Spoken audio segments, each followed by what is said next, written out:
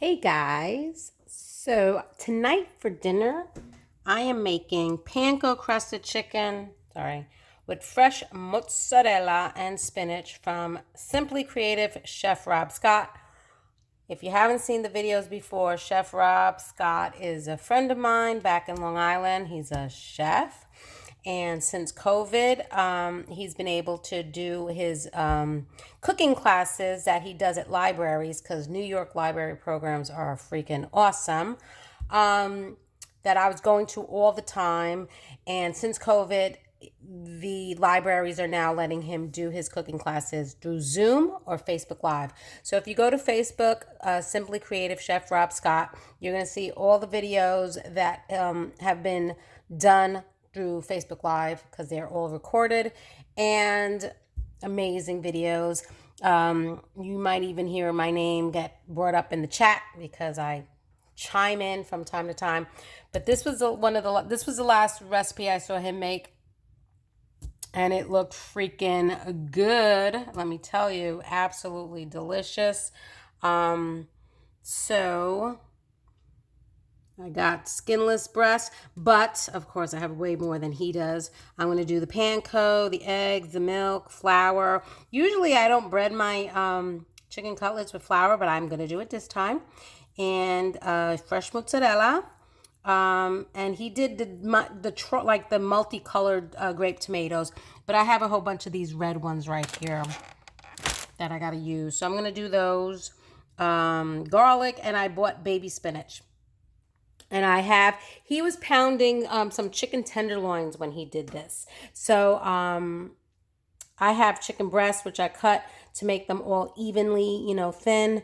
But, when you pan cook them, you stick them in the oven anyway to finish cooking. So there's my flour, avocado oil. I'm going to add some Italian seasoning to my plain panko because he had seasoned panko, but I have plain. So I'm going to do that. Pull out my eggs. It's going to be a tasty dish. And then I'm only going to serve it with some Hawaiian rolls. And I'm going to make a salad with that too. So lots of colorful vegetables today for dinner.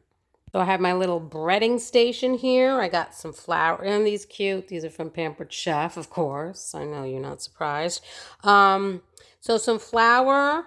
I have 3 eggs in here beaten with a little bit of milk and some salt. And then the panko breadcrumbs with my homemade Italian seasoning. So these are herbs that I dry from my garden. I get a nice little stash for winter. So this one has parsley, basil, rosemary, oregano, and I believe garlic chives. And I think I threw some marjoram in there too. So, and then my chicken. So I'm going to get this pan heated up.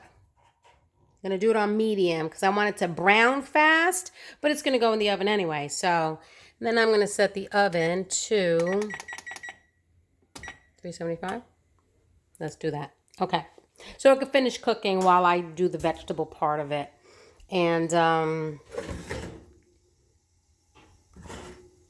let me get tongs. Don't want to touch my phone with some chicken fingers. So here, let's take this piece. So basically flour. I used to dredge my chicken in flour first because I heard it helps the egg to stick, which then helps the breadcrumbs to stick better. But then after a while, I just did it with the egg and not the flour. So, but I'm going to do it like Chef Rob did it. And then breadcrumbs. Yeah. So I'm going to do that to all of them. That was like a whole package. I had gotten, I believe, Publix on sale. It was buy one, get one free. So I picked them up. I love sales. The BOGO sales. So we're going to do some avocado oil. I don't like it too deep. And then he added butter. So I got my butter there. Add some butter. I probably should use ghee because I do have some, very little left. I have to put it on the list when I go back to Costco. So let that melt and get hot, and then I'm gonna finish the chicken. So that's starting to give me a little sizzle. You take the breaded chicken cutlet, put it in. There you go. Get another one. I think all the herbs stuck to that first one.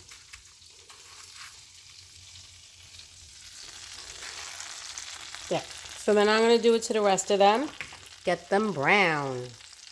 Look at that color. That's what you want. And then I got a tray just waiting for them. This batch is done. And since my boys are plain Janes, I'm going to put chicken on these and they can start eating. So I have my fresh mozzarella from Kirkland, Costco. And all he did was literally, he put one slice on, and then I'm going to stick it in the oven so that the chicken continues to cook and the cheese will melt. And again, my oven is set to 375. So that's a thick one. 2 slices. There we go. So let's stick this in.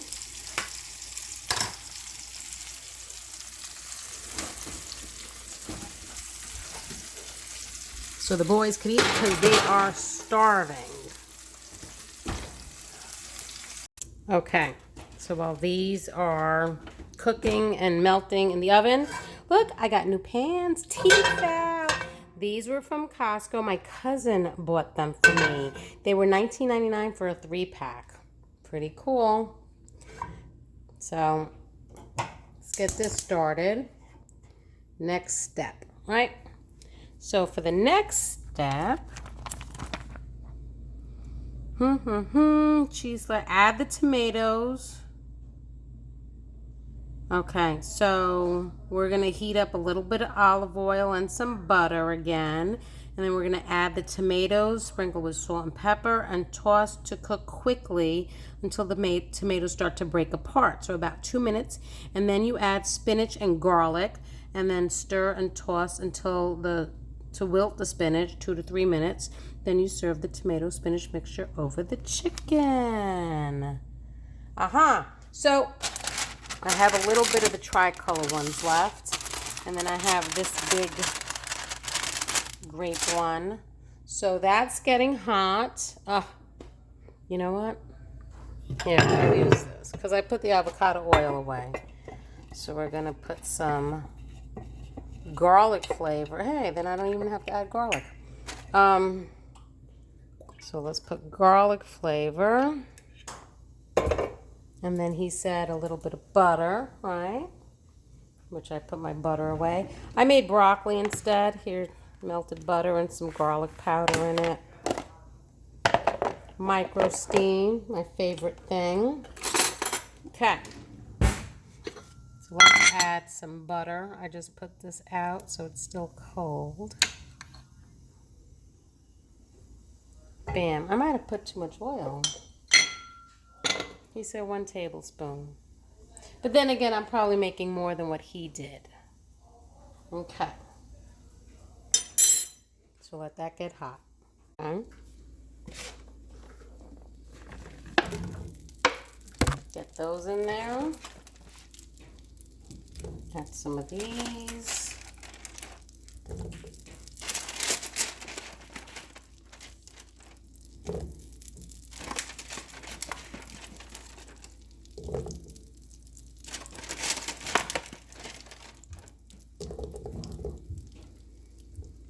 That looks like enough for me and John. So let those cook up and start to blister. Okay, so they're starting to brown a little bit. You can see it in the green one. I think I wanna pop them.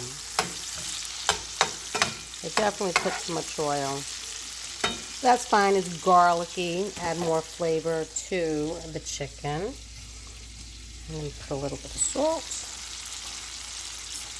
And then I have some pepper. Okay. So some of them are mushing, which gives it more sauce. This tomato juice will just mix with the garlic oil. Make a nice sauce. So at this point, Chef Rob said, which I wrote down because it's not a part of the recipe, you can add white wine, some butter, and capers to the spinach and tomatoes to make like a piccata sauce. So that's an option too. So I'm going to scan that recipe and attach the link in the description below. And I'm also going to attach his Facebook Live video and have that link below as well. Some of these are really firm. So most of them are nice and blistered and popped. So now let's add some baby spinach. Get that wilted. And then we pour it on the chicken.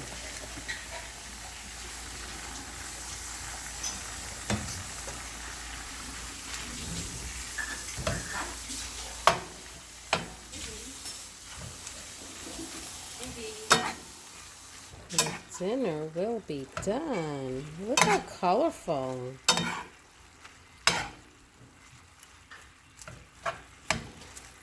Okay, let that wilt. That is all wilted and ready and colorful. So this is how Chef Rob did it. He plated the chicken and then he poured that on top. So let me do that. Ready? I forgot that wasn't my cast iron. And he just poured it right on top. Look at that. Talk about present. Where'd the chicken go? On the plate. Talk about presentation. There's the chicken. There. There. And that is dinner tonight. Well, at least mine and John's. The boys ate it plain Jane. It's still good. Yep, still good. Almost like a chicken parm. Cheese and chicken. What's not to like? Exactly. So look how colorful that is. Got some butter for anyone who wants butter on their bread. And some pecorino romano we can shave on top. That's dinner tonight.